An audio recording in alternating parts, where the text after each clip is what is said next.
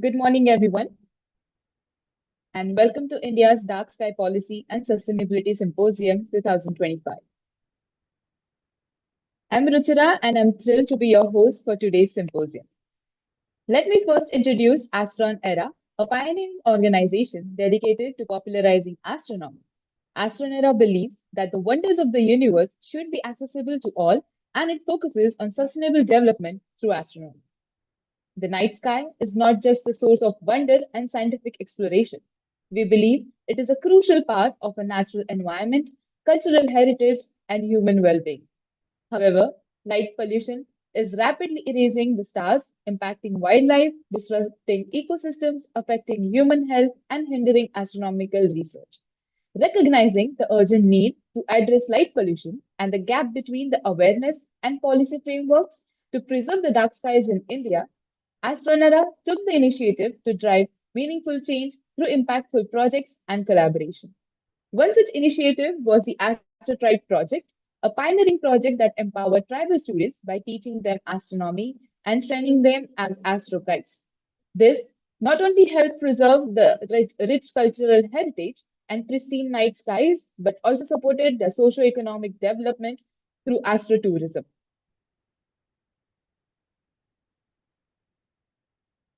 Building onto this momentum, AstronEra hosted the International Dark Sky Preservation and Astrotourism Conference in November 2023, a landmark event that brought together enthusiasts, experts, and policymakers to initiate crucial discussions on protecting India's night skies.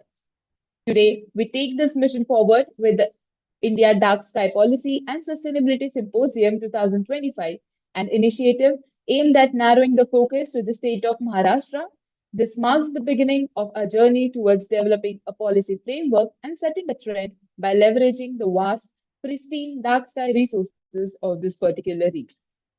Objectives for today's symposium are to raise awareness about light pollution and its effects on nature, human, and astronomy, inspire pilot projects in rural areas to measure the impact of dark sky conservation, initiate discussions on policy framework for sustainable urban planning and light pollution mitigation, highlight dark skies as a fundamental right for every global citizen.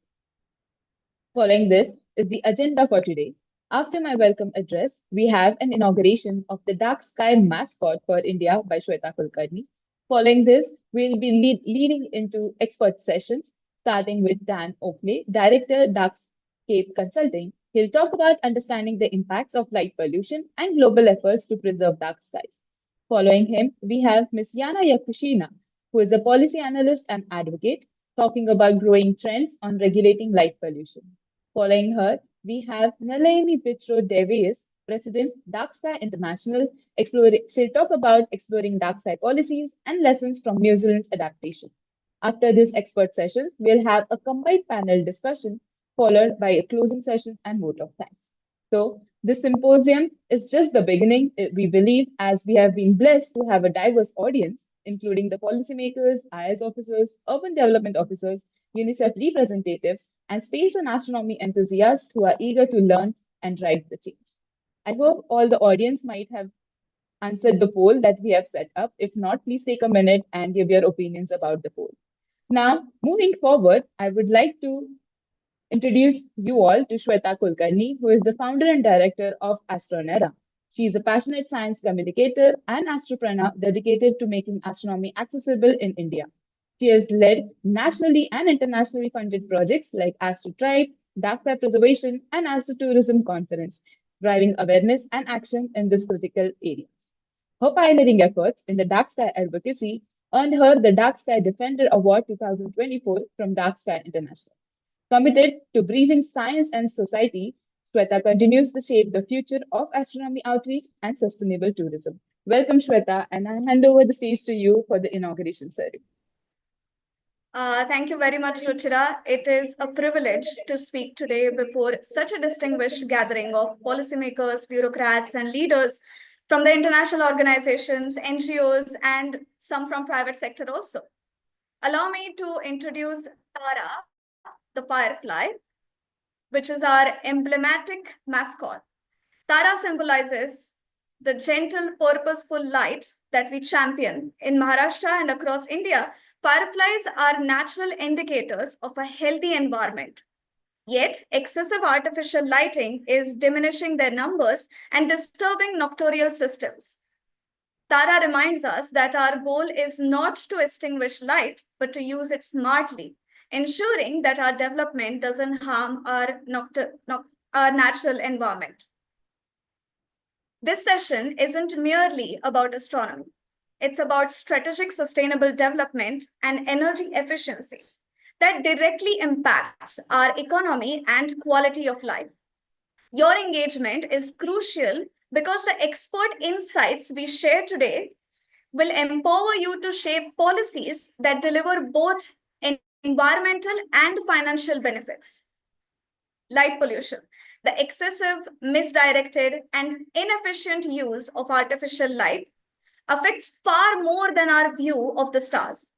It disrupts ecosystems, wastes prestigious. Globally, inefficient lighting wastes nearly 40 trillion rupees every year, an amount that could power India for 2 months, fund our education budget for over 2 years, or provide free electricity to every rural household for 5 years. These statistics aren't about turning off all the lights. They show that our current practices are unsustainable. Development should not be equated with more and more fancy lights. Instead, we must embrace smart lighting solutions that reduce energy consumption by up to 30%, preserving our night skies while supporting economic growth. Let me share a personal story with you all. At 16, I visited Examore National Park in UK, an international dark sky reserve.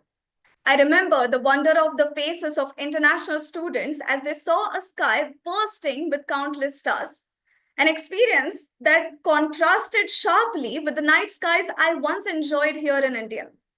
Similarly, my time at the Lake Tekapo in New Zealand, within the Aoraki Mackenzie International Dark Sky Reserve, it reinforced the idea that astrotourism combined with smart conservation practices can drive sustainable development. Imagine if regions like Ladakh, with its exceptional dark skies, were promoted to attract sustainable tourism, or consider the fragile tribal areas in Maharashtra, where initiatives like AstroTribe project are empowering local youth by leveraging their pristine night skies to create new sustainable livelihoods. Our mission is also rooted in our constitutional duties. Article 51(8)(g) of the Constitution of India reminds every citizen of the duty to protect and improve the natural environment and show compassion for all living creatures. Meanwhile, Article 51(a)(h) calls on us to develop a scientific temperament, humanism, and a spirit of reform and inquiry. For those in policymaking and administration, these fundamental duties are a call to action. Implementing efficient, smart lighting, and dark sky conservation measures isn't just beneficial, it's our constitutional responsibility. I encourage you to listen closely to our expert speakers today. Their insights will help us pioneer an adaptable framework tailored to the diverse needs of India, one that preserves our dark skies and reduces light pollution while promoting sustainable development. This symposium is our launch pad to drive a change that harmonizes economic growth with environmental stewardship. Thank you, and I look forward to our collaborative journey toward a brighter yet naturally illuminated future. Thank you, Shweta, for sharing such key facts, your personal stories, and highlighting that how we can harness the dark skies and live a sustainable lifestyle. Now, moving forward, I would like to introduce you all to our first international speaker, and he is Dan Oakley. He is the chair of Dark Sky International and lead ranger at the South Downs National Park in the UK. With a background in systems engineering and radiation safety at the BAE Systems, he transitioned to conservation after a transformative experience at the Glastonbury Festival. Over the past 15 years, he has played a key role in dark sky advocacy, leading the designation of the South Downs as an international dark sky reserve. As a dark sky officer, he works to protect and promote the natural night environment through policy, education, and community engagement. Welcome, Dan, and the stage is yours. Thank you very much. Thank you for having me. Hope you can hear me okay. I'm just going to share my screen and we'll get going. There we go. So hopefully you can see that nice wide on my screen. Yes. Excellent. So yeah, as we said, I'm Dan Oakley. I majority of my work are now under do with Dark Sky International. I'll just clarify, I'm the chairman of the Dark Sky Places Committee, which is the committee that helps approve dark sky applications across the world. So this is what we really want to try and protect, these wonderful views of the night sky. And we've existed with these views for millennia, and it's only in the last 100, 200 years where we have seen the invent of the electric lighting that we're starting to lose out.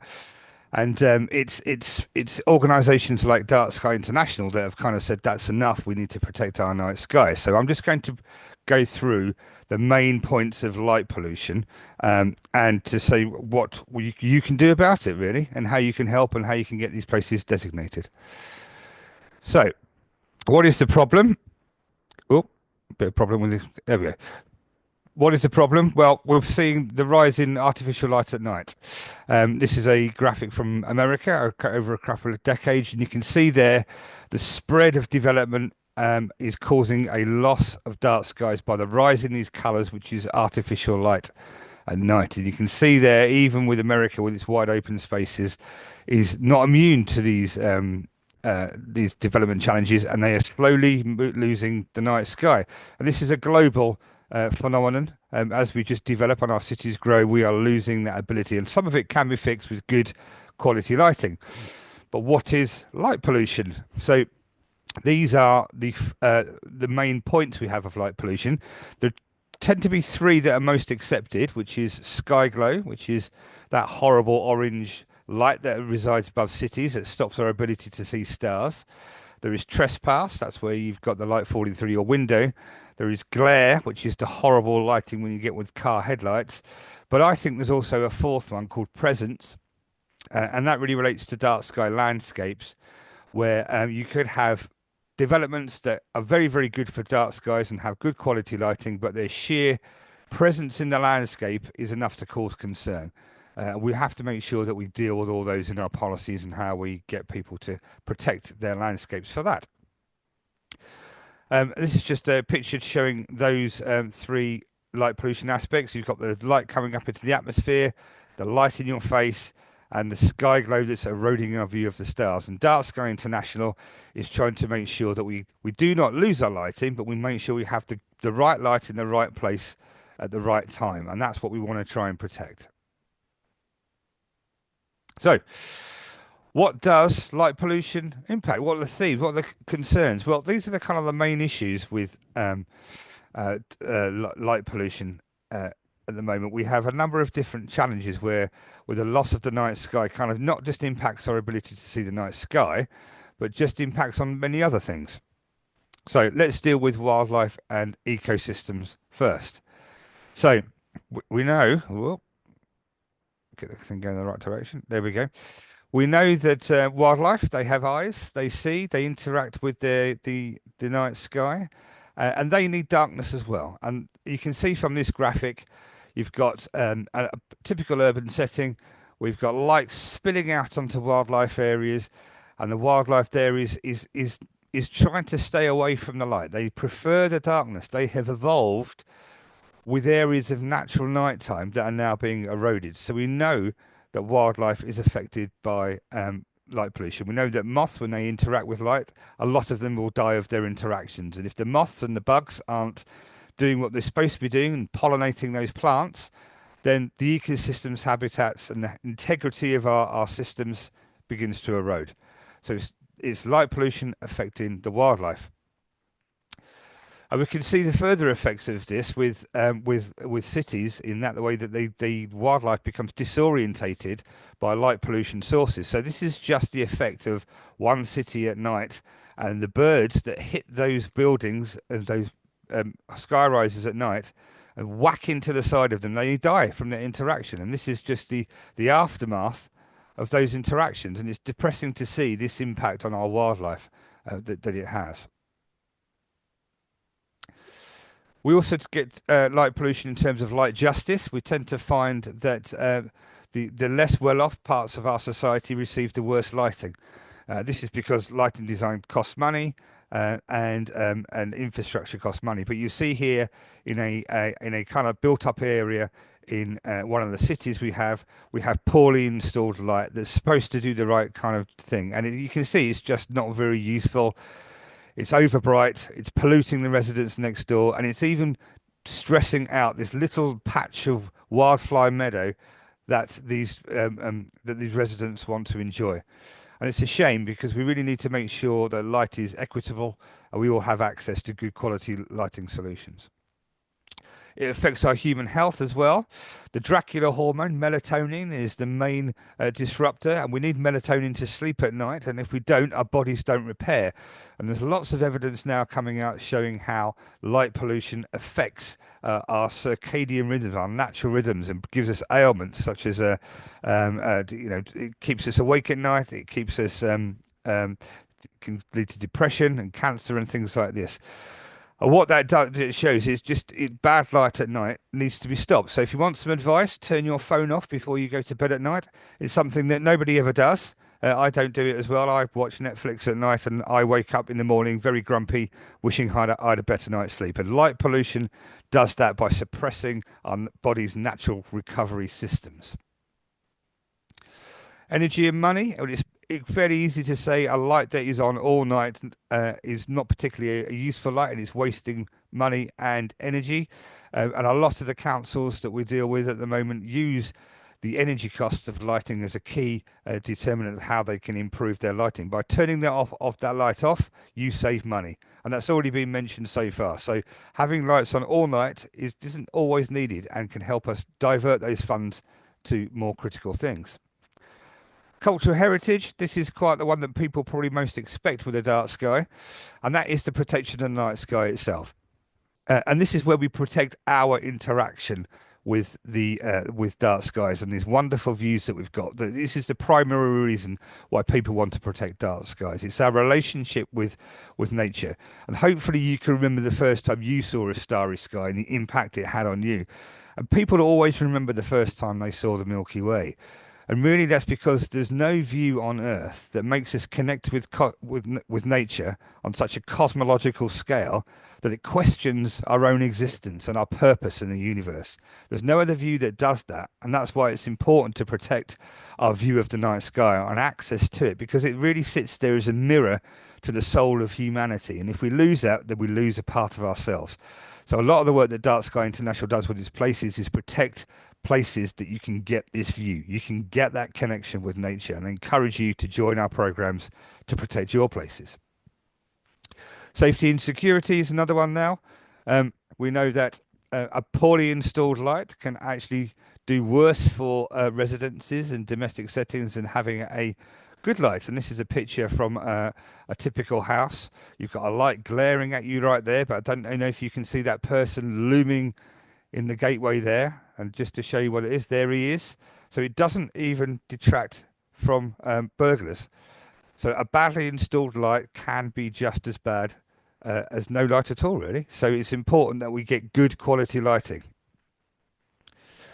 So now that leads us on to the 5 principles for responsible outdoor lighting. And these are the cornerstones of all the Dark Sky Places requirements that we ask people to do. So if you are going to be interested in working with and updating policies, then these are these 5 principles.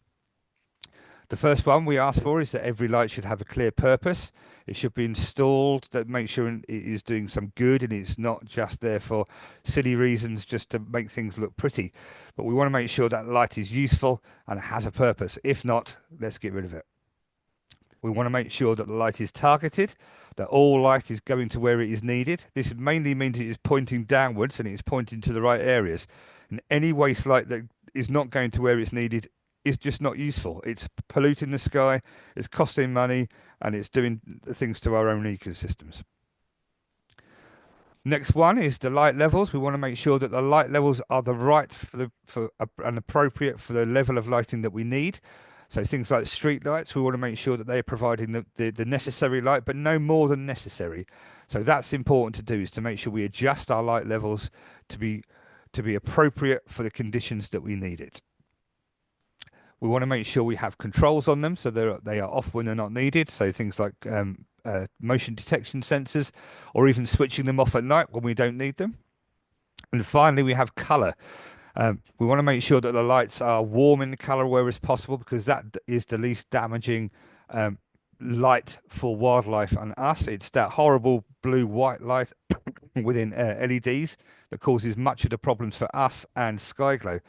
So these are the 5 main principles, and this is you can apply these in any lighting situation anywhere. So be that on your own homes, to street lighting, to in the middle of cities, or sports lighting. Provided we can all follow these 5 easy principles, then we should be able to get good quality lighting. And I should say that they are in order of priority. So if you want to tackle them in the most impactful way, then start on the left-hand side, question whether or not the light is useful, and work further towards the color. But really, ideally, we want all 5 to be there as part of our lighting policies, and that is the best way to protect our night sky. So these are just some of the graphical representations of what good and bad lighting is there. And you can see there that really the one on the right is the one that we want the best. It's fully shielded, the light will be coming down, it's on a motion and time sensor, and the light is off because we don't need it anymore. We can have better lighting that is shielded and the light is on because we need it at the time. But as we move progressively towards bad, very bad and unacceptable lighting, you can see there some of the design principles being on display. You have lots of upward light, you have lots of glare, bad color temperature, the light is on, and that's the kind of thing we want to avoid. So we want to make sure we have the right light in the right place at the right time with the right controls. It's not about banning lighting, it is about getting the right kind of lighting. So just to spend a couple of minutes on the what we do in the dark sky places, and I'll go through just the different program options that you have available for joining Dark Sky International. And I hope you can identify these sites worldwide and in India particularly. But let's start with probably the most recognized one, which is the International Dark Sky Park Framework. And these are kind of sites that are owned, that have rangers, that have people there for visitor services. And these are places where you can go there, you can park up reasonably safely, and you can have a walk and get the experience of the night sky. And what that 21.2 number is signifying is sky quality.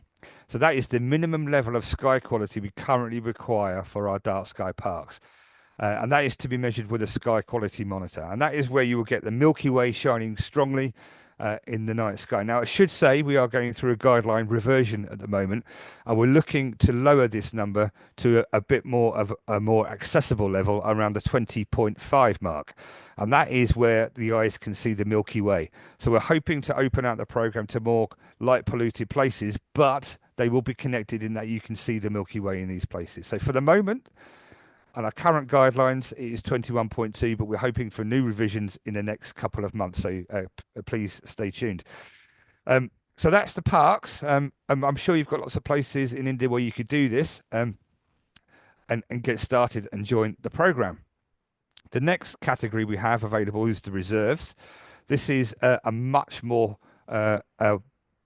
complicated program where we kind of bring together communities and dark sky kind of landscapes together under a unified lighting policy. And these can be very complicated. We don't have as many of these as we have the parks, but they serve much larger areas because what they do is protect a core area of darkness, either with some kind of land that has some kind of protection on it or via sky quality. And we get people to come together, to work together as councils and communities and with landscape owners to come together under a unified lighting management plan that helps protect those core areas. And this is quite popular in Europe, where we have national parks that are not like the national parks of America, where it is just a kind of a visitor centre. These national parks have communities within them. They have multi-level landowners that all need to come together and protect the dark skies. They're much bigger. They have a minimum size requirement, but they really are effective in reaching a lot of people. So if you are interested in engaging with communities in the night sky, I would recommend reserves. Next one, we have we've gone backwards. I'm sorry. We have places, urban night sky places. So these are places within cities that you can identify for viewing. They have the lowest sky quality requirements, but they are also need to have to make sure that the lighting on site is compliant. So if you do have places in cities where you think will be good for viewing some stars, maybe this is the program for you. And they are a bit easier than the reserves and the parks. Communities, well, this is more about adopting a ordinance or a policy for lighting, and the cornerstone of this is making sure that we have the public lighting up to code, and we can communicate that with all our residents. So if you've got communities that want to do this, then this is another option for you. We also have the sanctuaries. This is where we got the most remote places on Earth. These are very high sky quality standards at 21.5, and they indicate places that are very difficult to get to with very little visitor services. And if you've got these sites, I would just say hold off on this, because this is the category that's probably going to see the most revision in the upcoming guidelines. But we will have options for these kind of sites that have very little visitor services. But these are places where it is very, very, very dark. This is just to show the power of a dark sky place. This is the very first reserve. This is Montagnic in Canada. And you can see here the difference between 2000 and 2017 is actually there has been no change. And this is good, because there is the observatory within that reserve. And you can see there that even with all that spread of development and light pollution across the world, actually nothing has changed. So the policies that this place has enacted have meant that they've kept their sky quality where it is, and they're hoping to make further gains in reducing that. And that's what a reserve and what a dark sky international place does.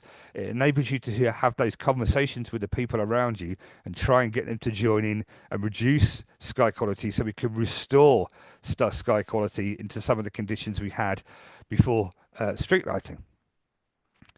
Lastly, I'll just advocate for this. This is the Dark Sky Advocate Network. So if you are interested in learning more and joining a worldwide team of advocates, then please do this QR code. And we have regular meetings where you can get inspired, get ideas, and just share your learning with other people.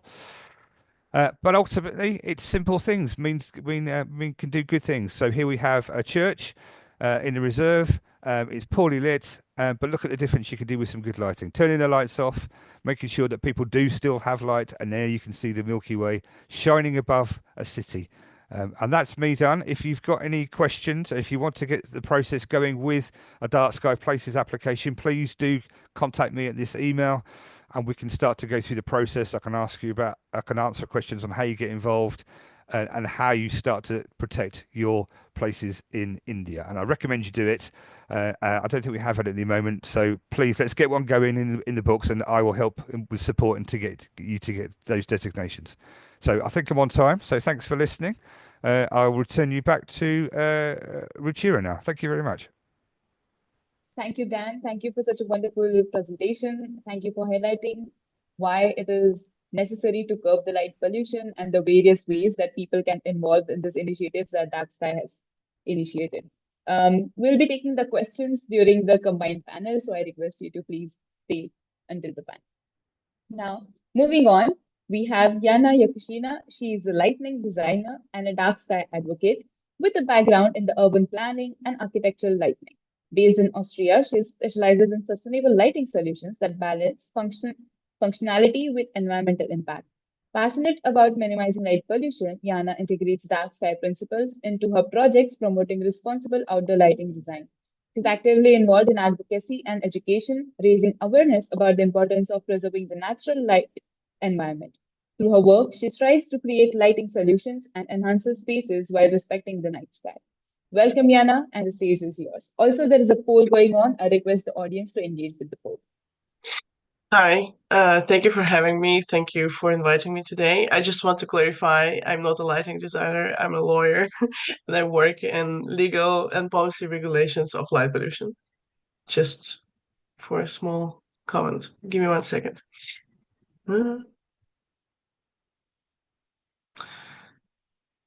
Okay, are you able to see my screen?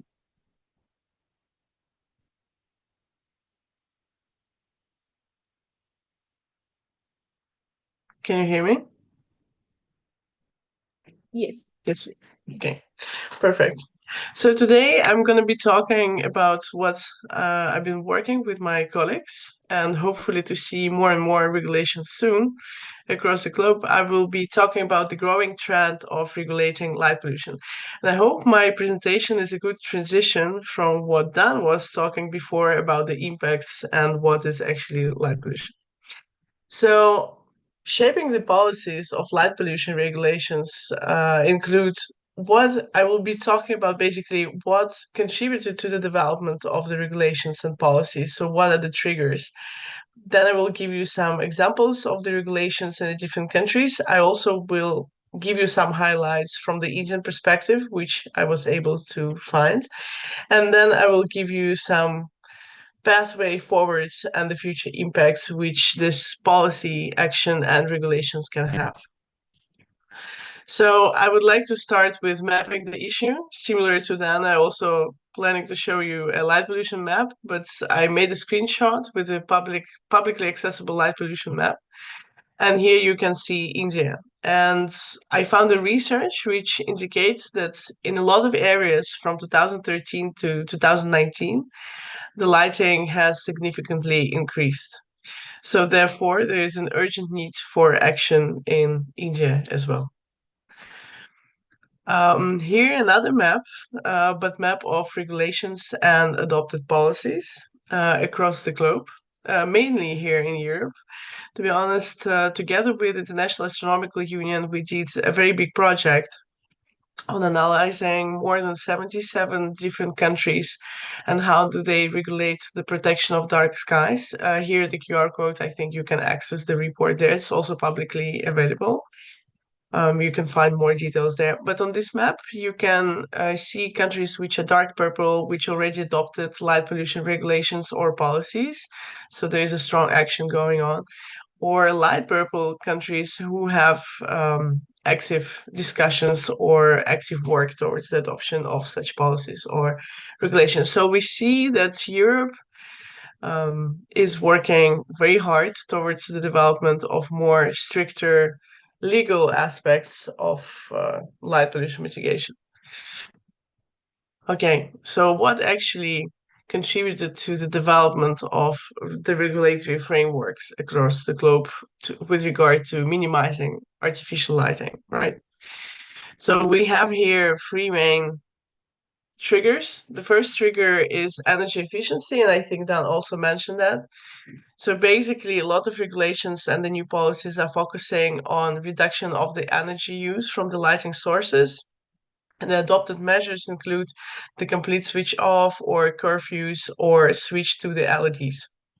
Here, I want to highlight that we shouldn't be focused only on the energy efficiency of lighting, because currently in the last 5 years, you can see the growing, or 10 years even, you can see the growing transition to the switch of all lighting to the LED lighting, which is the new lighting, which is most of the time more blue or white color lighting. And instead of, it's super cheap. So people for public and private places started to use this white new LEDs, which are super energy efficient. But because of the increase in consumption of such lighting sources, light pollution also has been significantly increased. Therefore, we have to take into account other impacts, for example, environmental impacts or impacts on astronomy or human health. Okay, the second trigger which led towards the development of the regulations, standards, and policies in the field of light pollution was actually the incorporation of measures to reduce artificial light at night into the environmental policies and laws. So this is kind of a response to the growing amount of research evidence showing that artificial light at night has significant impacts on the ecosystems, on habitats, and the different biodiversity. And then finally, the third, but not super important thing, which led to the development of the regulations, is astronomy and space sustainability. And here I would basically say that the concerns of future space exploration and astronomical observations, like the science on itself, also led to the development of the regulations in many countries, such as Chile, for example, because especially in the places where the observatory has a big space in the country. So, okay. So what are the different regulatory approaches are there to reduce the impacts of light pollution or to reduce light pollution levels in general? So currently there are a lot of different areas where you can find light pollution regulations or lighting regulations, right? Because every country has more or less lighting regulations. And here you can see the main areas where you can find them, but I will be focused on only some of them due to the time limitations. So the first one is obviously energy efficiency policies and regulations. And here again, the reason for reduction of artificial light at night is mainly to save energy. And a lot of national states, like some countries, and also at the EU level or international level, calling for reduction of light for the purposes of energy savings. The second area, which is also super important when we're talking about lighting, is urban planning. And here we're talking about that the amount of light is determined per urban zone, like commercial or residential. You can find it in mostly every country, urban planning documents. And the problem is here that in most cases, we don't have the maximum amount of levels for light per these zones. However, you can see recently the transition and the determination, the maximum levels, the maximum parameters of light for these zones, or even in some cases, like in Croatia, I will be talking about later, you also have lighting zones or dark zones, which reduce the amount of light. So urban planning is super important when we're talking about lighting. Okay, the next one is the environmental protection, and here it's pretty obvious.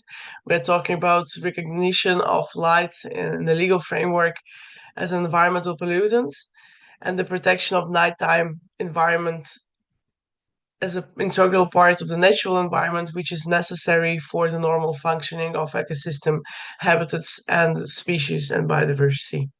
I will give some examples later as well. And then finally, the most important trend currently is that more and more countries and also some regulations at the different levels, like international level, started talking about the need to started to adopt and also started to talk about the need to adopt the separated solo documents to protect the dark skies or to reduce light pollution. So you can see that some countries already have light pollution laws. And these acts or policy acts or legal acts, they include various measures to address a wide range of light pollution impacts, like again, Dan was mentioning environmental impacts, human health impacts, cultural impacts, astronomical impacts, and so on. So it's more like overreaching documents rather than focusing on one specific impact of the issue.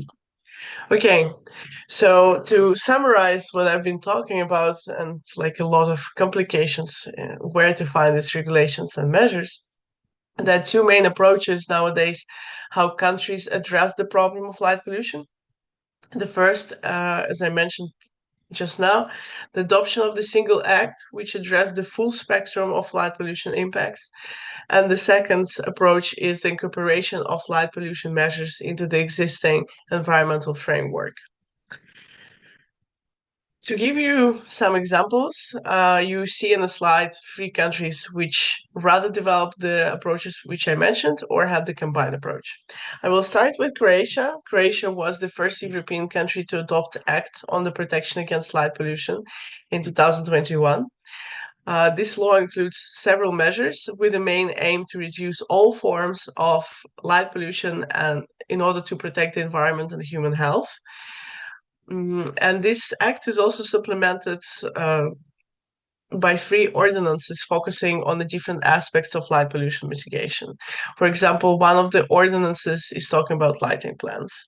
The idea of creation law is the whole territory of the country is divided into different lighting zones, and then per each zone you have limited limitations and certain parameters for lighting to reduce light pollution and its impacts. They also have planned for the future construction or reconstruction of the outdoor lighting, measures to prevent excessive light emissions, and some basic measures like Dan was already talking about. It's that the light should be directed downwards, and also requirements for lighting control, such as monitoring measures. Germany, on the other hand, incorporated more environmental approach. So they changed the environmental law. In 2022, they changed the Federal Nature Conservation Act. And the main focus is here on the insect protection, because as we all know, probably that many insects are attracted by artificial light at night. You can see it when moth is circulating around your street lighting outside, right? So, and Germany recognized this impact. They put in the law that basically Alan is a major driver of insect decline. They imposed a general ban on the new street lighting or any illuminated advertising in the natural reserves to enhance the nature conservation. They have general ban on insect traps using artificial light sources. They have an obligation to install new outdoor lighting with environmentally friendly lighting bulbs or insect friendly. They have a separate document which defines specifically what environmental friendly lighting bulb mean, so less harmful for insects in this case and the biodiversity in general. They also have the measures regarding limited use, the maximum light color, so we're talking about warm lighting, and some other basic measures as well. And then we have France, and France combined this approach, so they do have some separated decrees focusing solely on light pollution, and they also changed the environmental policies and laws as well. So in general, light here also recognized as an issue, as a pollutant, and they're working towards preventing it to reduce the disturbance of people, environment, and limit the energy consumption. So they have taken the broad approach. They also have a lot of different measures which become mandatory this year. And for me, what is the most important here, they have National Biodiversity Strategy on 2030. This national biodiversity strategies should be developed by all the countries in the European Union, but also by all the countries who are signatories to the United Nations Convention on Biological Diversity. So we have the scope of more than hundreds of countries. I'm not sure if India a member of it, but I think so. So basically, the idea of this plan is to impose. It's a policy plan. So the idea is to impose certain targets and goals which should be achieved in a certain period of time. And what France did, France include light pollution is one of the goals and targets to reduce it by the next decade. They want to halve light pollution within the next 10 years. So this is an ambitious goal, but it's nice to have it rather not have it, in my opinion. Okay, so now I found some information about India. So I would like to show you what is going on in the regulatory aspects of light pollution in India. So basically, there is no specific light pollution policy or legal act per se. However, there are several measures which are already being implemented to reduce light pollution disturbance in the country. So first, I would like to mention Bombay Police Act from 1951, which is currently used to take an action in case of public nuisance of any kind, including light nuisance. However, this instrument is mostly, like when we talk about light nuisance, we're talking about the human-centric approach, right? It's when your neighbor is lighting something directly into your window, then you can complain to the police. And one of the collectors in India indicated that his office regularly receives complaints regarding light pollution, and he indicated that specific legislation has to be adopted in this regard. There was also one of the recent cases against the local gym and in the area, and the complaint filed against the local gym by residents led to issuing a notice to the gym to switch off their lights after 10 p.m. to reduce this light nuisance. However, there is no focus on the environmental protection, which is super sad. But we're stepping there, you know. There was also a survey, national-wide survey, which was in India some years ago when they asked 358 participants, the age ranging from 15 to 65 years old.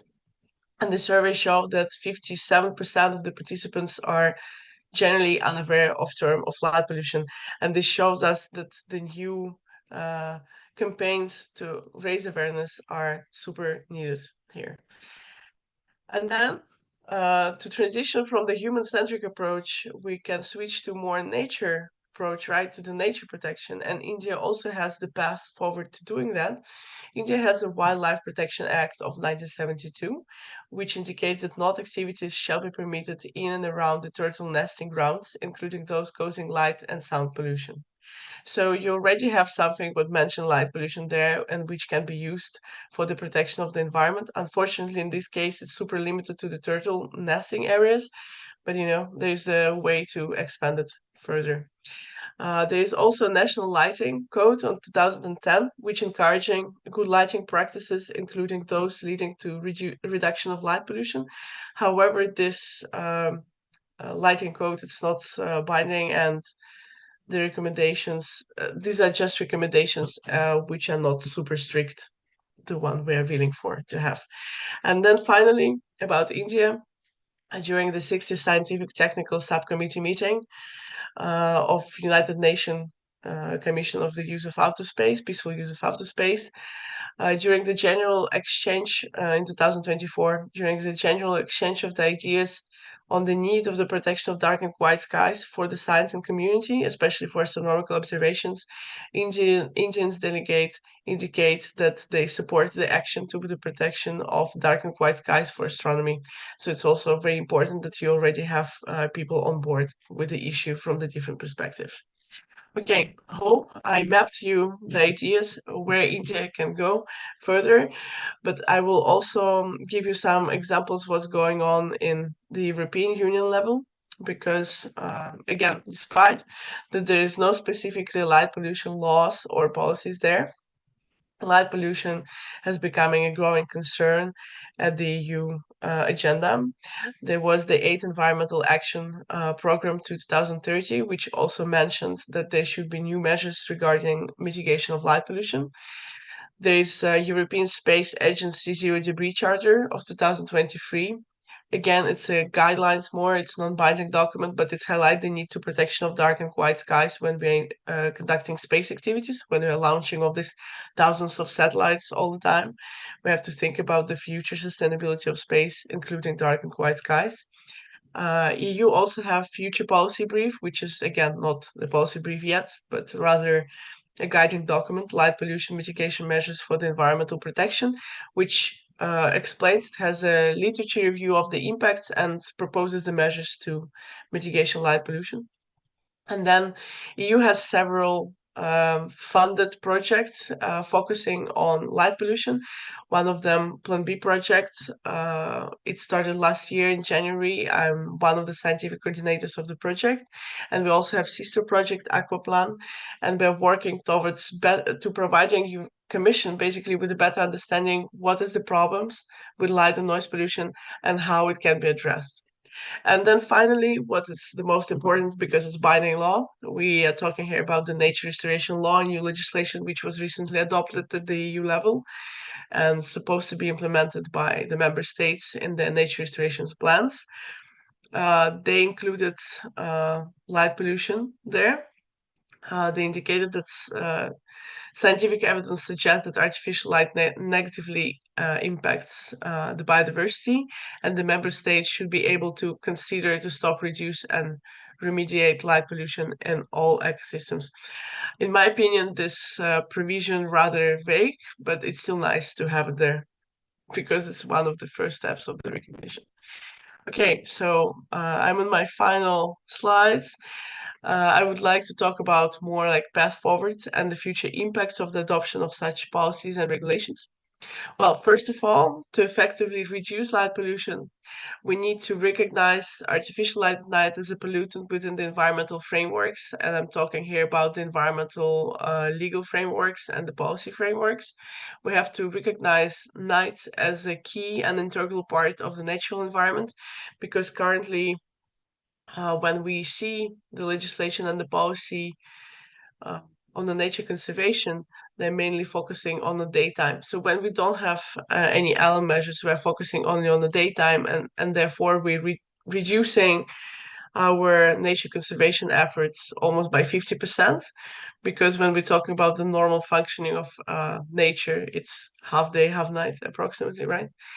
Then we have to advocate for more binding regulations across all levels rather than only having recommendations. We have to encourage collaborations and multi-actor stakeholder engagement. So we have to create a dialogue like this conference today, which I'm very grateful for having. We have researchers, we have lawyers, we have activists, we have policymakers, and hopefully lighting experts as well. So we can all come together to discuss how to balance this regulation. So because if you would have people only from one side, the regulations will not be generally accepted, right? Then we have to address all artificial light at night related impacts. Again, not only energy efficiency, but also environmental protection, cultural heritage, and so on. We have to implement more lighting control, which should be binding, like monitoring and measurement.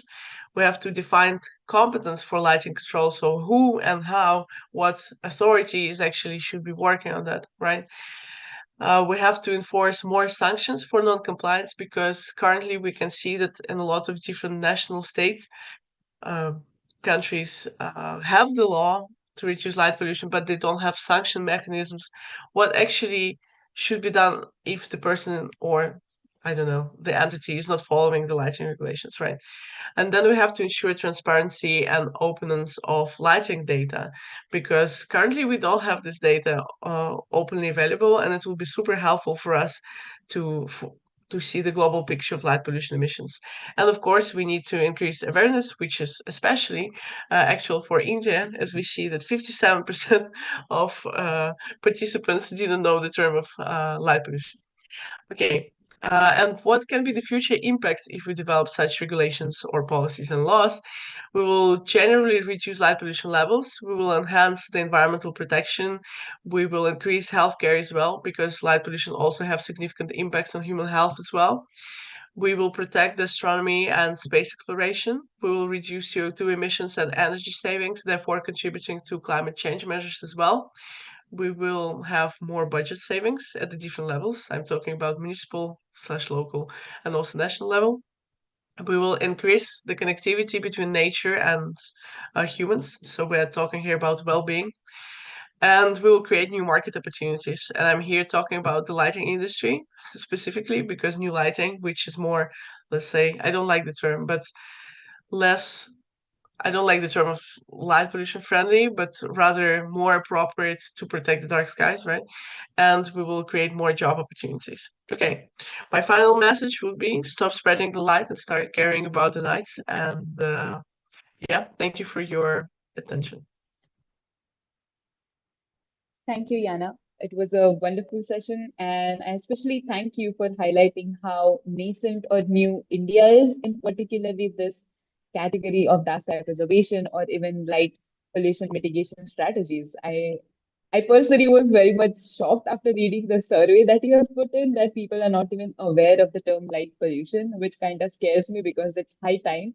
And I believe that we should really start making the changes. And as you mentioned, that this meeting is one of the initiatives where we have somehow started to bring in the change. So thank you once again, and we'll take the questions for you during the panel. Now, moving forward, we have with us Nalayini Brito-Davies, and she played a pivotal role in designating IOTA, Greater Barrier Island, as a dark sky sanctuary, and she co-leads New Zealand's initiative to become a dark sky nation. He co-founded an astrotourism academy, which serves on the boards of Australasian Dark Sky Alliance, and Royal Astronomical Society of New Zealand, and is the past president of Royal Astronomical Society of New Zealand as well. Now, at the helm of Dark Sky International, she champions nighttime conservation, cultural heritage, and sustainable astrotourism. Welcome, Nalayini, and the stage is yours.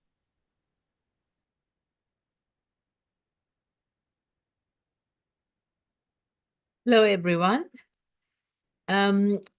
I've been asked to speak about the New Zealand experience. You've got the background about light pollution from Dan. Yana has explained about the policies and the framework, and I will just share with you how in New Zealand we are progressing.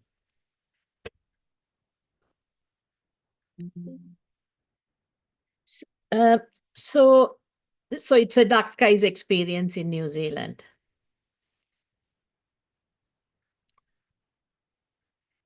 So the interesting thing is New Zealand, dark skies are still very abundant in New Zealand. If you can see from the map there, we got loads of dark skies. And most importantly, they're very accessible for people. So awareness of dark skies, what it offers, is not a problem in this country. People have seen the Milky Way and they value that.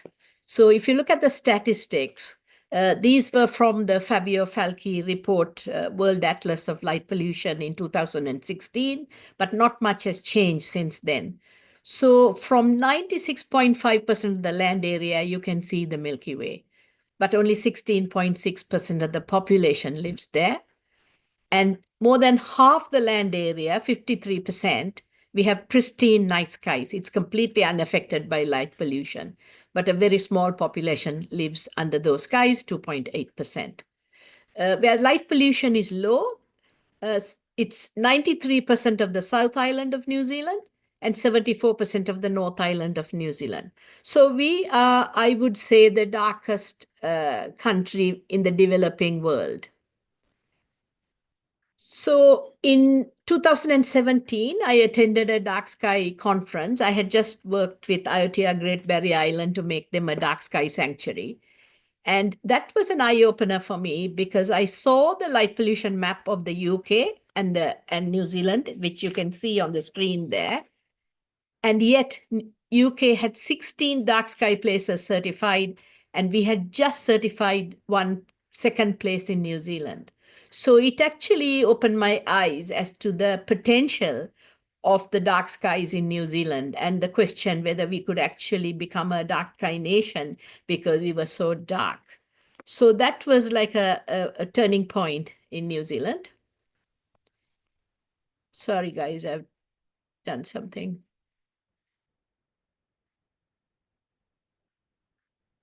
And that led to a whole bunch of New Zealand dark sky places being certified. So we currently have 9. We had, in 2012, we have Aureki Mackenzie Dark Sky Reserve. And then you can see every passing year, it has increased. And this in 2024, we had 3 places certified. And 2025, we have already started with a new place.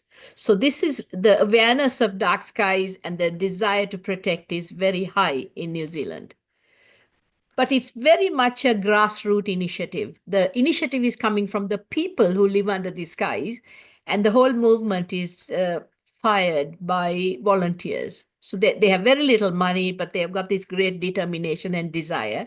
Right now, you can see from the top to the bottom of New Zealand, there are about 30 places which have started on a dark sky journey. The ones in yellow have already been certified. The 2 in green are fairly advanced in their journey.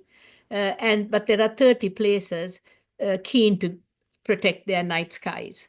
So why is it so important? Because it's got this sort of irresistible combination of conservation with economic growth. It protects the environment, as you've heard, biodiversity, nocturnal environment, coastal environment, migratory birds, and it preserves the culture. New Zealand has a Maori culture. These are people who came from Polynesia, and they've continued to practice this. This is not something that's forgotten. It's been practiced we have Matariki, which is the dawn of the Maori New Year, which happens when Pleiades rises, heliacal rising, which is in the dawn time, and Maramataka, which is moon-related activities. So by protecting our night skies, we can protect these cultural practices which are linked to the night sky. It also preserved the history of this country. The Polynesians who came to the country about 1,000 years ago, they came through navigating, and it was celestial navigation. The vast distances couldn't be navigated without understanding the night sky, as did Captain Cook, who put New Zealand on the worldwide map. He also navigated using the night sky. It's just that he had some equipment. He had a sextant, he had compass, and he had some almanacs, but it was all night sky navigation. And New Zealand has the Southern Cross, which is the Crux constellation, which is the smallest constellation in the sky, on its national flag. So astronomy very much part of the DNA of New Zealand. But the combination of that, the ability to preserve all this, and also contribute to the economy, was where it was very, very attractive.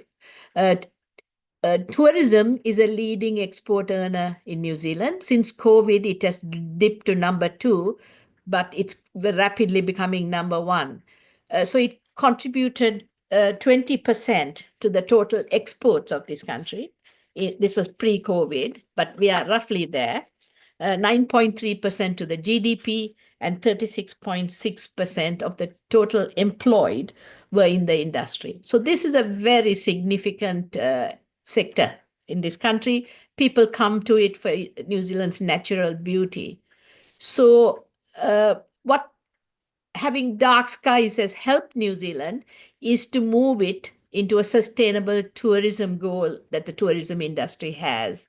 So rather than people come here to do activities which degrades the environment, this is the feeling is it actually enhances the environment. So New Zealand discovered fairly early in the piece, in 2012, when they got the first dark sky place certified, is dark skies and astrotourism are two sides of the same coin. Dark skies is to conserve it's a conservation initiative to preserve and protect the natural night skies. Astrotourism uses the natural resources for sustainable, environmentally sensitive tourism. It embraces cultural tourism because Maori astronomical traditions are integrated, and it benefits diversified stakeholders because the darkest places are in the regions and not in the cities. So this has made this combination of being able to conserve the environment, which New Zealanders feel very strongly about, while building the economic growth on an industry that's already established during daytime. But the politicians and policymakers have found it fairly irresistible.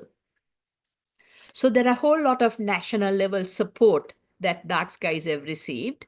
There was a paper by the Royal Society on Blue Light some time ago that increased the awareness on the impact on the environment, life forms, health, etc. The Ministry of Environment study on air pollution identifies this as a significant issue. The Statistics New Zealand monitors light pollution using the Fabio Falchi statistics. National Coastal Policy Statement issued by the Department of Conservation recognizes the importance of protecting the night skies. Then for preservation of history and culture, the Society of Maori Astronomy Research and Traditions build on it. Then this was a very significant event in New Zealand. In 2022, the government in place decided to make Matariki a public holiday. Matariki is that Maori New Year when Pleiades rises in the morning at dawn. And as far as I know, we are probably the only country that has an astronomically determined public holiday. So this has now increased the awareness amongst people, and Matariki is a dawn event, and on that morning you will have tens of thousands of New Zealanders looking out at the night sky. whether they are Maori or not. So it has really increased the interest in the night sky and observing naked eye. So that's, I should take a minute to explain the difference between having dark skies and just reasonably good skies. You can actually observe what's happening in the night skies astronomically using telescopes from even a reasonably light polluted area. I live 4 kilometers from the city center in Auckland, where 30% of the population lives, and I can see galaxies and nebulae and star systems using a telescope from my home. But if you want to observe the night skies with naked eye, you need dark skies. And to practice cultural astronomy, it's all about naked eye observing. So that is where dark skies becomes critical for naked eye observing. Then but even though we have been certifying dark sky places and promoting dark skies, so far we haven't had a national legislation. I mentioned earlier it's a regional initiative. So the places that want to become dark skies will get the laws and regulations passed in their local area. And then once that is passed, they are certified as dark sky places in amongst satisfying other criteria. But we don't have a nationwide legislation. So having had 9 places certified and 30 places trying to get certified, there's been a movement to, it's time that we had a national legislation. So we filed, New Zealand is a very inclusive democracy.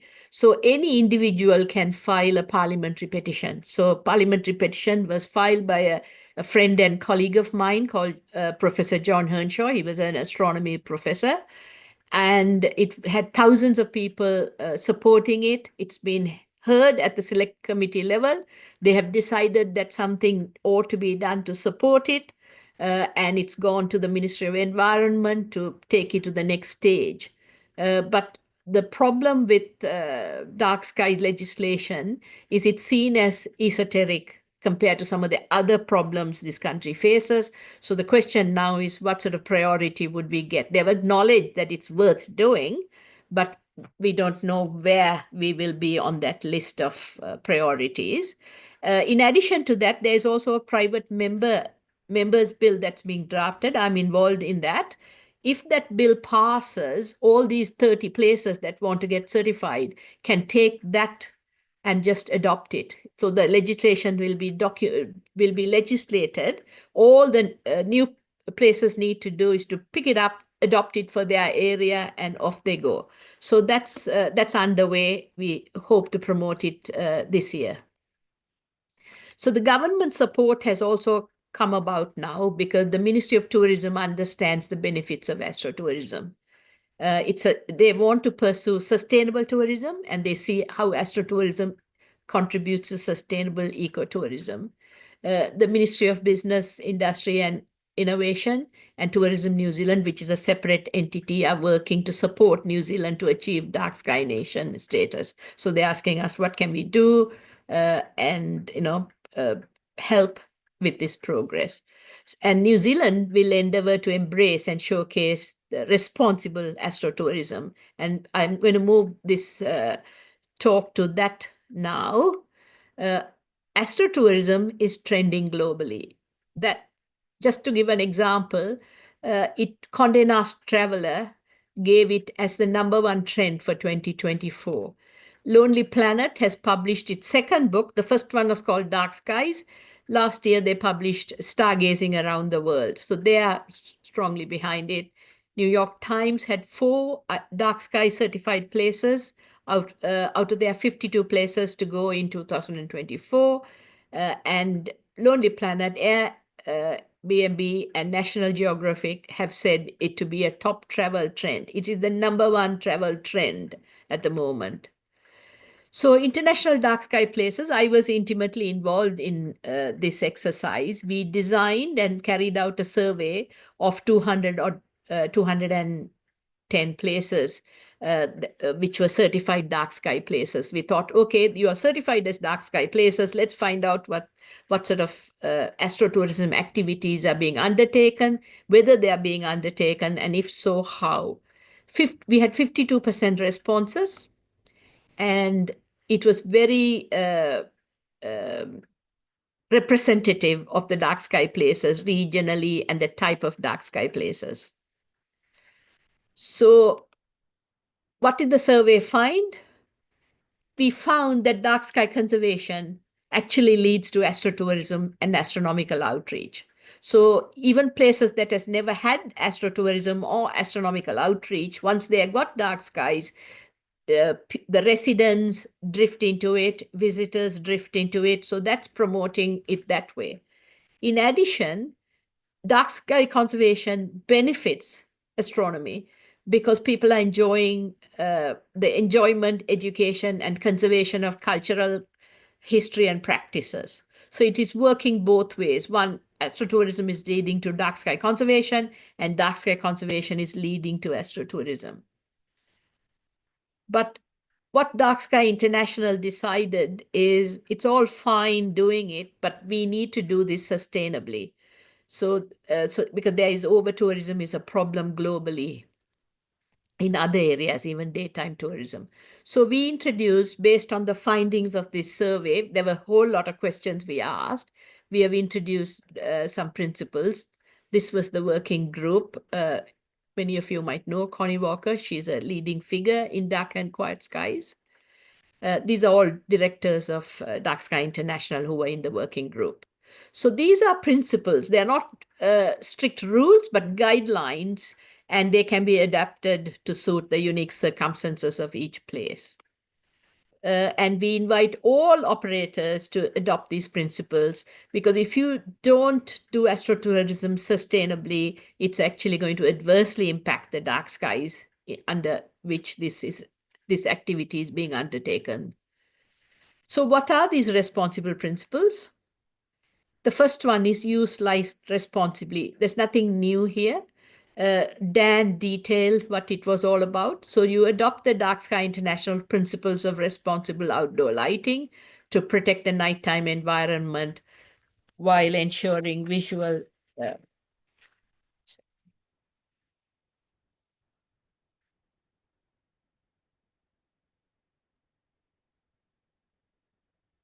while promoting visual safety through better lighting.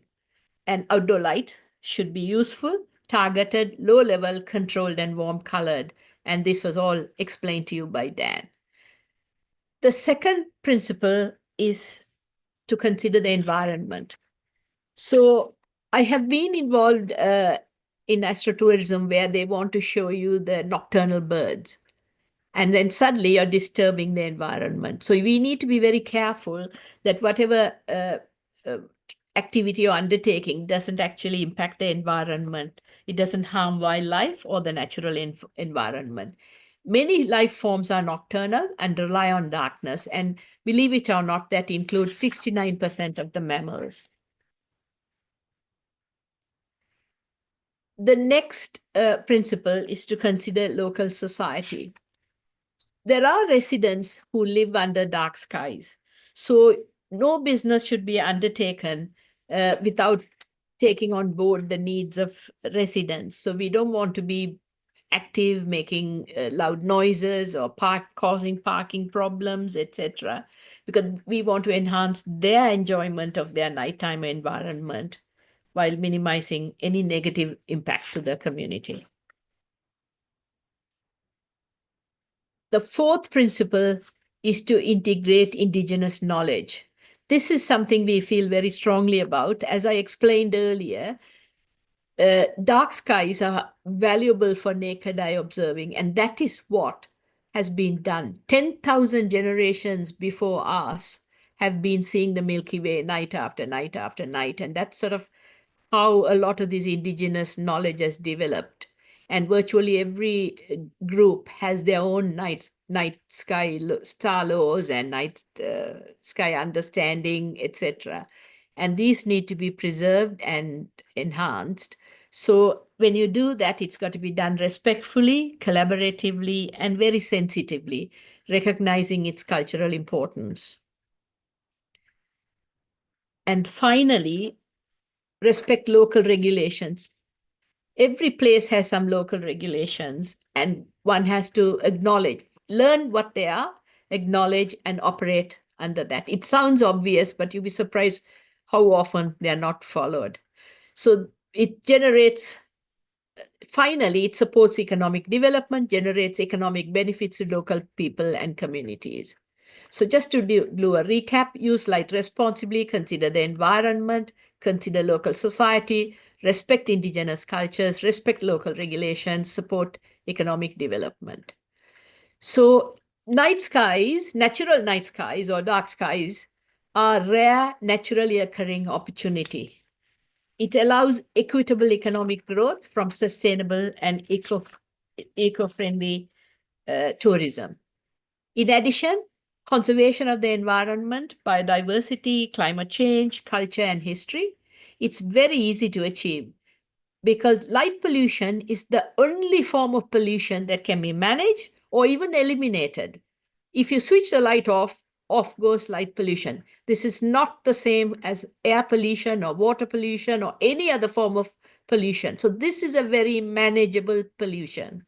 It's not controversial because benefits far outweigh the efforts involved, and it has no adverse knock-on effects. So it's just a question of being responsible. And in New Zealand's case, we feel that we'll benefit from being a first mover here.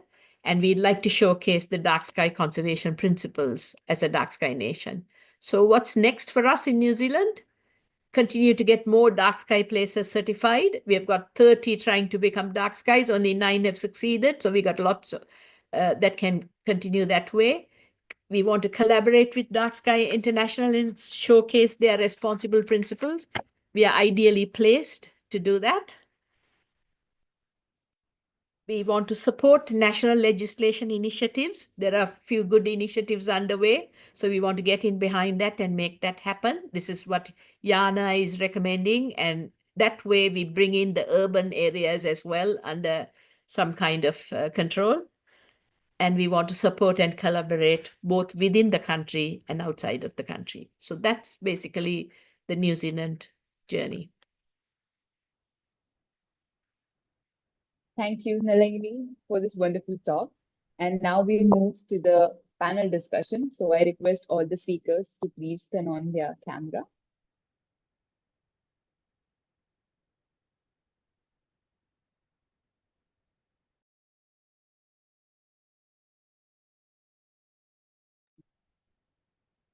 Yes, thank you to all the speakers, first of all, for joining us. I know it wasn't really a convenient time for everyone.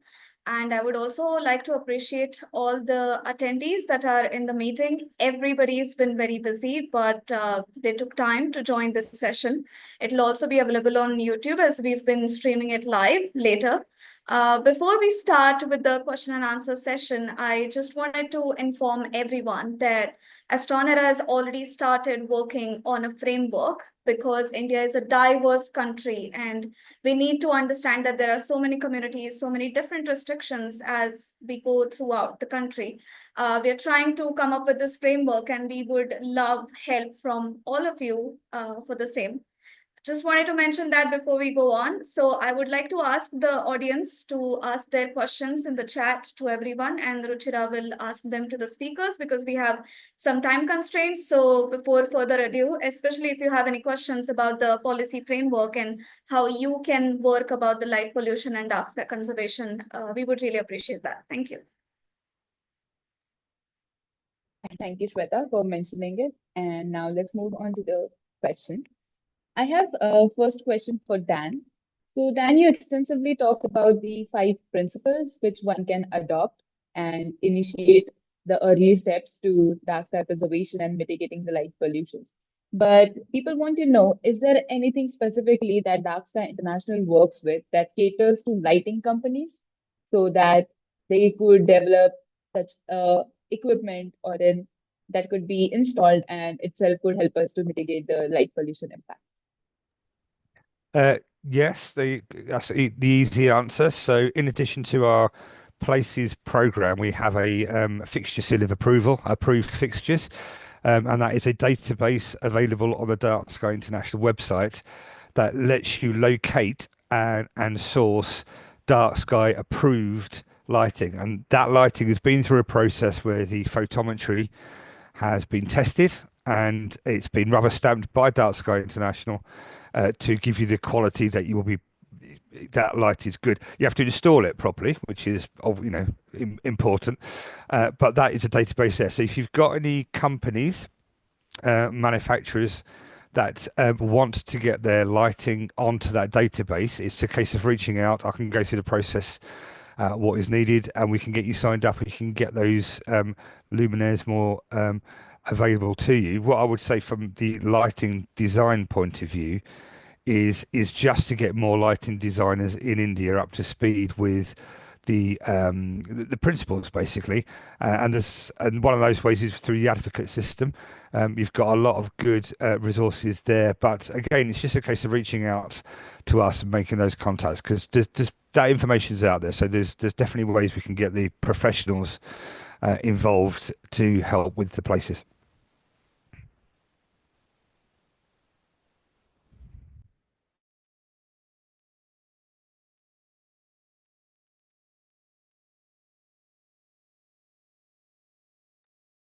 Thank you, Dan, for answering the question. There's another one for you. So it comes from our YouTube live right now. So Abha Kulkarni asked, like, what can we do as an individual to spread this awareness in a community? Because sometimes it's hard for normal people to understand how exactly light is causing problems and why it is such a big issue. Yeah, so in my talk, I spoke about the different themes of how light pollution affects people. So I think the important thing is to understand your audience a little bit. So it takes a bit of research to do that, but if you want to start looking at ways to improve light pollution, now I would say look at the primary impacts. So if you've got a community that you know has bad lighting that's causing a lot of light trespass and health problems, that's the way to start doing it, is to start promoting light pollution as a way to improve health. If it's costing a lot of money, you can do the energy stuff. So really, you can kind of start to look at the ways that light pollution impacts your place specifically. Then what you can do is once you've got a bit of momentum, you can then look at like for example the Dark Sky Community Program, and then let's help you kind of come together and work together to create a policy for the community that that means it can be adopted and you can get those positive street lighting changes. And it is a challenge to do those kind of things because you have to start talking to the right levels of government and the right levels of local authority to do that. But if you can widen the debate up to include those key audiences, that's critical because I think in the early days of Dark Skies, where it was seen as a very astronomical topic, people couldn't engage with it because they just assumed astronomers were just nerds and geeks and things like that. But actually now we know it's much more than that. So what I would say is just use all the ways that light pollution impacts different parts of society. Know your audience, come together, work together in terms of a community to become a dark sky place. And I would also say as well, from my own experience, if you do have some astronomers in your crowd that have access to some binoculars or something like that, you can get the best public outreach in cities and polluted places than you can in dark sky areas because people just don't know what they can see with a bit of kit in the darkest areas. And I'll just give you a quick example that in Brighton, which is one of the most polluted places in cities in the southeast, we take our telescopes there and we get more people looking through a telescope, more people willing to do bits to protect light pollution in the middle of a city than we do when we're taking them out onto the down. So never underestimate the power of what you've got at your doorstep. Thank you, Dan. One last question for you. So Devika Dashmukh asks, like, she says we might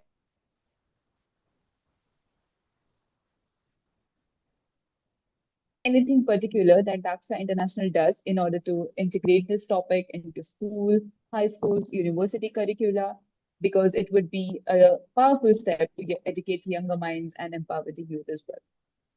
Yeah, you kind of cut out there, but I think you want to know how Dark Skies gets into the curriculums. Is that roughly yeah? Okay, so again, I think it's a case of knowing your audience. So kids and children are very ecologically sensitive. They like the natural world, so you can get involved with Dark Skies through wildlife. Just not understanding the impacts. I mean, it's fair to say that most kids don't know the finer points of lighting design, and they're not going to be bothered about things like lumens and luxes and illuminance charts and things like that. But they do understand looking at a light with moths around it, and they know that's going to be an impact. So it's just creating those easy messages that relate to people in real life, and wildlife is one of those things that you can get started with. The other thing is you can do simple things like doing star counts.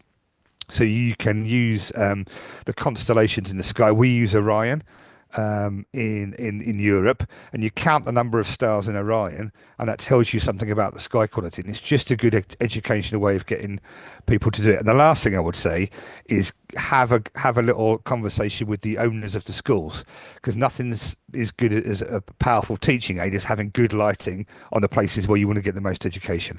So I think it's knowing your audience, knowing where to pick your battles, and just making sure that those 5 principles or the main issues of light pollution, you can communicate it. But join the advocate network is what I would say, because loads and loads of people worldwide have got some great examples for how to do this.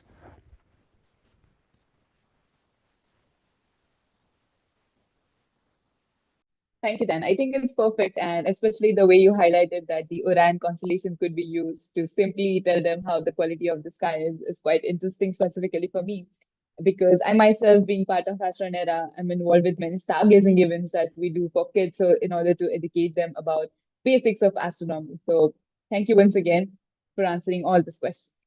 My next question is for Yana.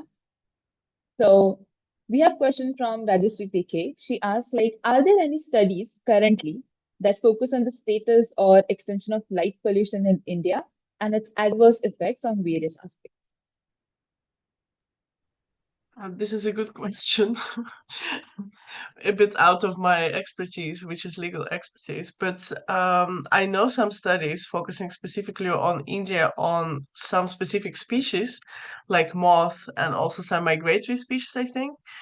There are also some, probably it's possibly, maybe I will look into it and just share, maybe there's some literature reviews has been done, because the literature reviews, okay, the research is the research is around the globe, but we have species who live in different places, right, which can be the same species, so the knowledge can be also implemented for Indian context, I think. And there are also obviously other studies like on human health and survey, like the example of the research which I made in my talk, which was the survey, it's the Indian specific.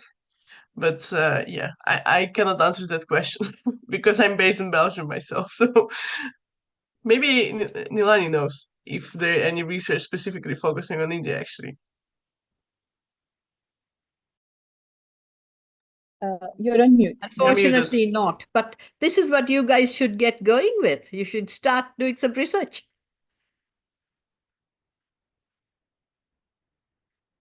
Definitely. And starting from today, I guess the audience would definitely start looking into this topic and finding out more and more studies and research cases. So, Yana, particularly for you, when you were giving the presentation, you talked extensively about the European Union, right? And the policies or implementations that have done in those specific area. So, should we consider that the rest of the Asia Pacific or the South Asia Pacific, the nations that are involved there, do not really have any legally bound legislation or mitigation act or so on and so forth? Like, this huge part of the world is this completely unaware of including this legislations or mitigations or rules into their policy making? Okay, thank you for your question. I don't think first of all, they're not completely unaware, because you can find the activists working on light pollution and dark sky protection all across the globe. Like, I'm sure that Dan will give examples of dark sky places in the Asian Pacific area as well, which I will not be able to name, unfortunately. But speaking about the law, from a historical perspective, Europe always was kind of at the first front of developing of new and addressing the new issues which are upcoming. So I guess this is why the light pollution regulations also started mainly to develop there. But also knowing my education and the context, I mostly look like in Europe myself.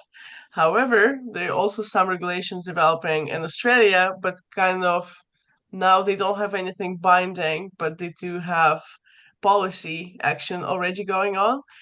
You also have South Korea. I think they already have a law which address some aspects of light pollution. So you can already see that it started to appear in a certain national level or even at the local level. But the local level is more complicated to look at because, yeah, you have to know the language rather than the national level is kind of English accessible for me. So yeah, you see that it's growing mainly in Europe, but the movement goes in different directions from there as well. But we need more Thank you, work, Diana. that's for sure. Definitely. Thank you for answering the question.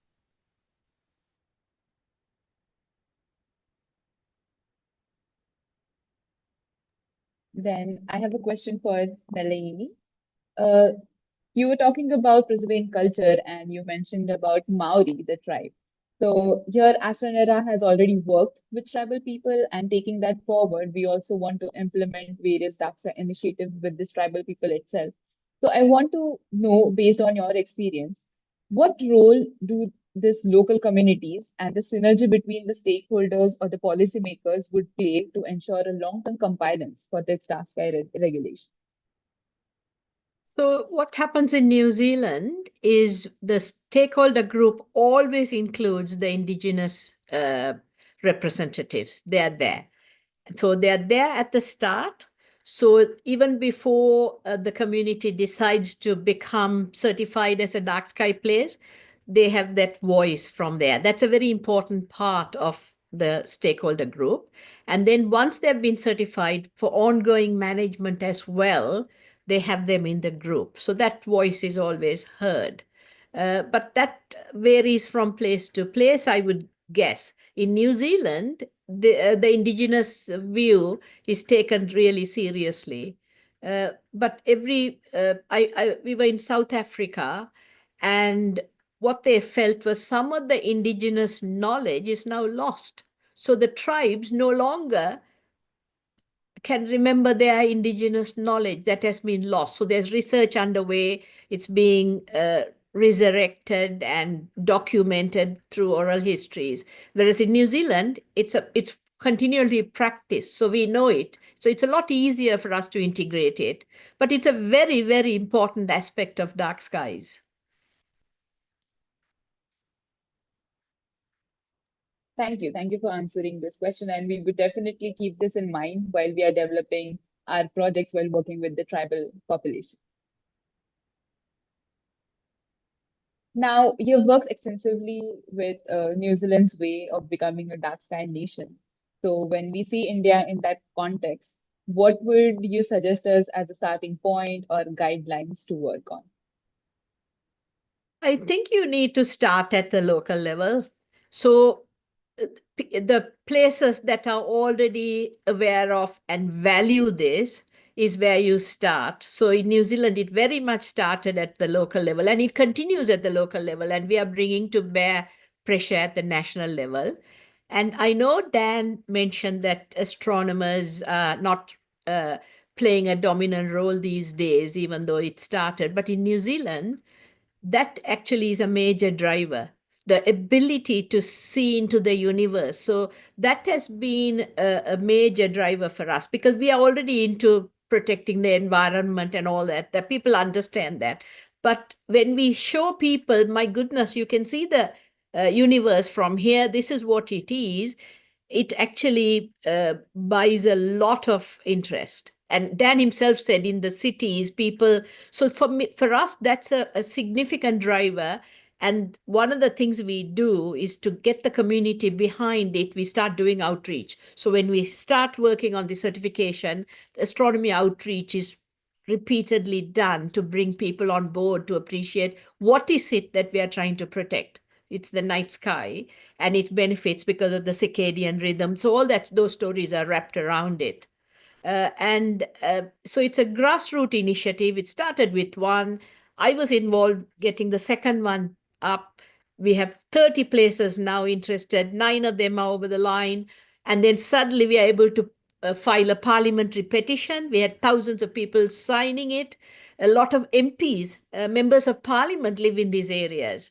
So this private members bill we are talking about, 3 or 4 different MPs are fighting to file that bill because they live in areas which are dark skies. So it's actually, that's the way it's worked for New Zealand, the grassroots movement, pockets, and then the pressure comes at the national level.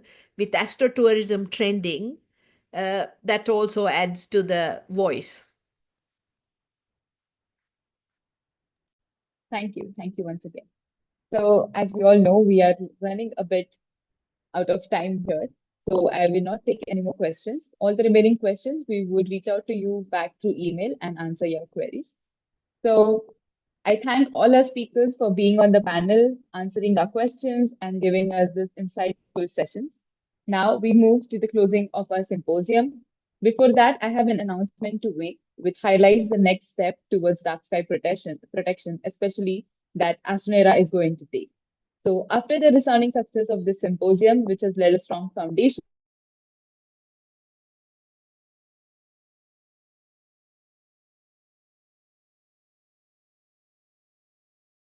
into actionable strategies and policy development, we are pleased to propose our next virtual symposium on 21st June 2025, which will pave the way for an in-person conference in November 2025. This event will bring experts, policymakers, and advocates to drive real change in dark sky conservation and policy framework. We will soon be sharing a feedback form, and we truly value your insights to shape our future discussions. Your continued support and encouragement are essential in making these initiatives impactful. Again, it was an absolute pleasure to extend a heartfelt vote of thanks at the conclusion of this insightful and inspiring session. First and foremost, I would like to express my deepest gratitude to our esteemed speakers. Thank you, all 3 of you, for sharing your invaluable knowledge, expertise, and perspectives. Your insights have truly enriched our understanding and ignited meaningful conversations around astronomy, dark sky preservation, and astrotourism.